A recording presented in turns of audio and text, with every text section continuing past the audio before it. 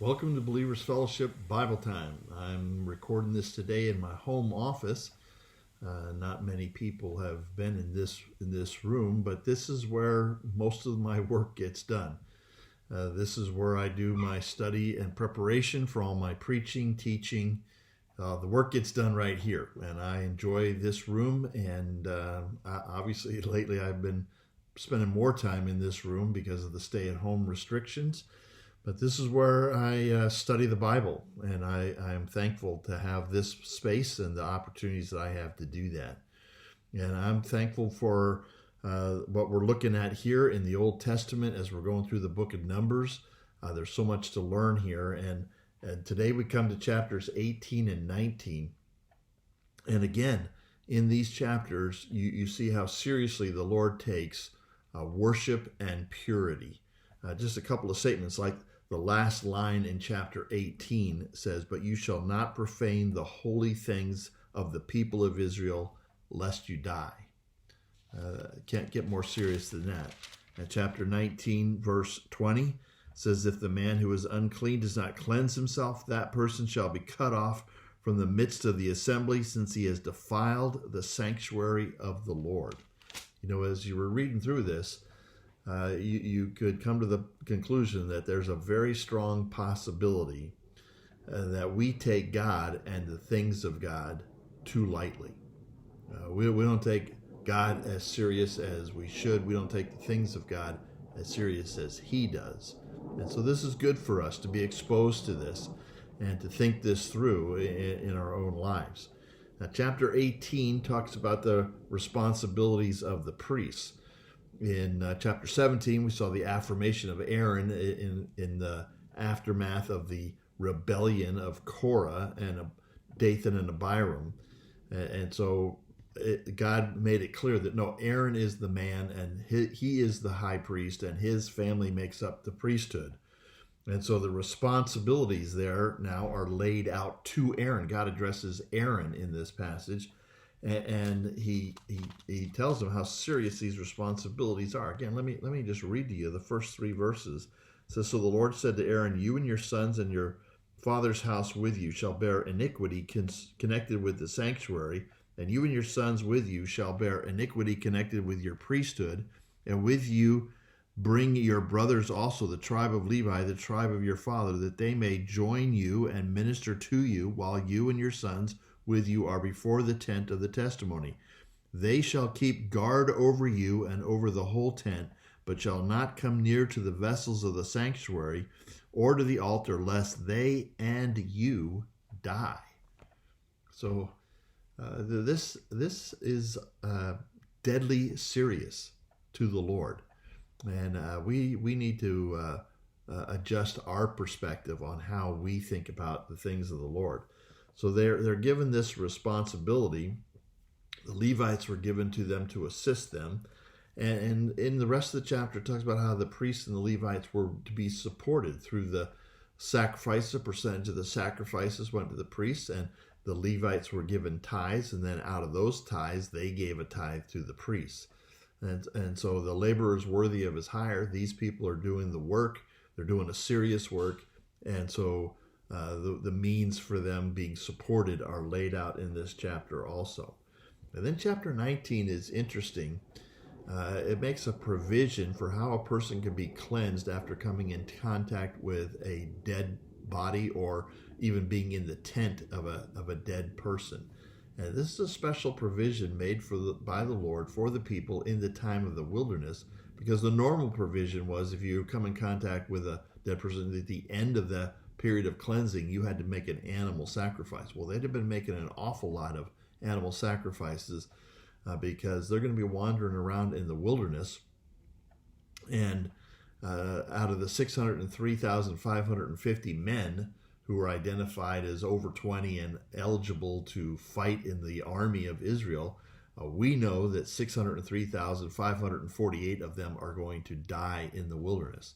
And if there's an equal number of women that are going to die as well, we're talking about well over 1 million people dying there in the wilderness during the 40-year period. So there's going to be a lot of death. There's going to be a lot of dead bodies. You're going to come in contact with a lot of dead bodies. So the Lord makes a provision there for and comes up with this mixture for cleansing, which included a red heifer and some other ingredients that you might remember from Leviticus 14 that were included in the cleansing of those who had skin issues, skin diseases.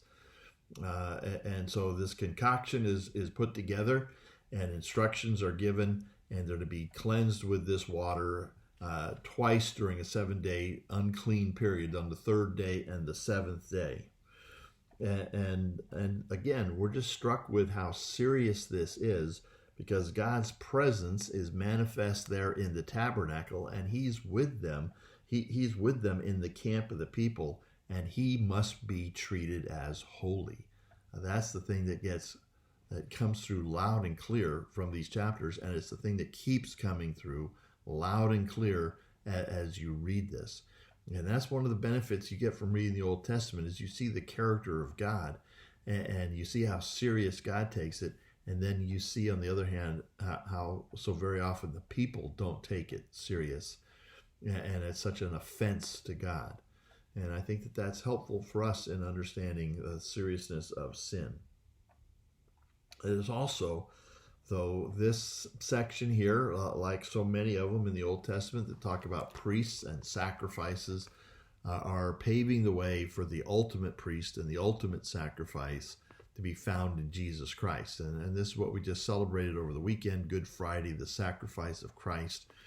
And just to read to you from Hebrews chapter 9, which brings this all in, it says in Hebrews 9:13, "For if the blood of goats and bulls and the sprinkling of defiled persons with the ashes of a heifer," that comes right from Numbers 19, the ashes of a heifer, "if that sanctifies for the purification of the flesh," which is what it was about, "how much more will the blood of Christ, who through the eternal Spirit offered Himself without blemish to God, purify our conscience from the dead works to serve the living God?" So if these sacrifices in the Old Testament accomplished a purpose, how much more is the sacrifice of Christ going to accomplish in bringing people to salvation, of purifying us, our conscience from dead works, and making us able to serve the living God? So all of this helps us to see how serious God takes all of this, and I trust too it's helping us to appreciate even more the sacrifice that Christ made on our behalf. So that's Numbers 18 and 19.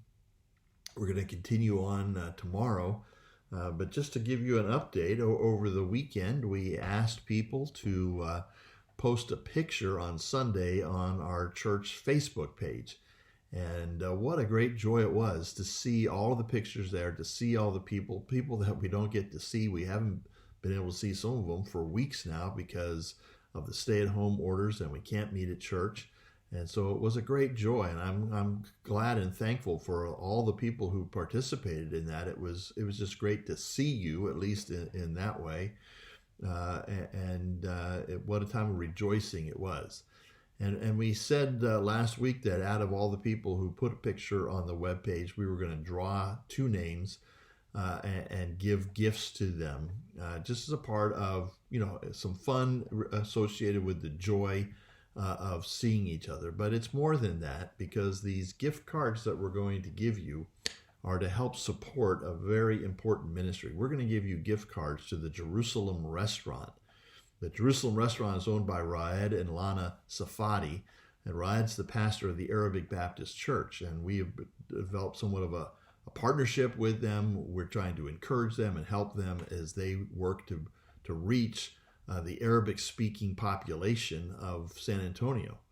And this restaurant that they purchased, it provides a means for some of the families in their church to work and make a living, and also it provides income that goes to support the ministry of the Arabic Baptist Church. Well, as you can imagine, the recent coronavirus crisis has had an impact on their business like so many others.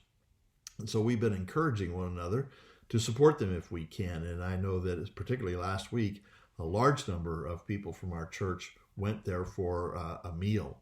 And we're thankful for that, and I know that that's a big encouragement to Raed.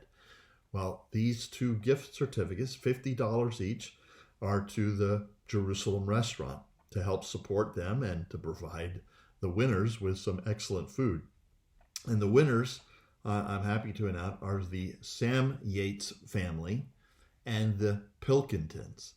And so they'll be receiving these gift cards, and they can enjoy some really good Middle Eastern food from the Jerusalem restaurant. So we're thankful for the friendship of Raed and Lana and for the work that they're doing, and we're thankful that we have a way to help support them. So this has been a great weekend for us here at the church, and we're looking forward to what the Lord has for us this week, and we'll see you tomorrow for more Bible time.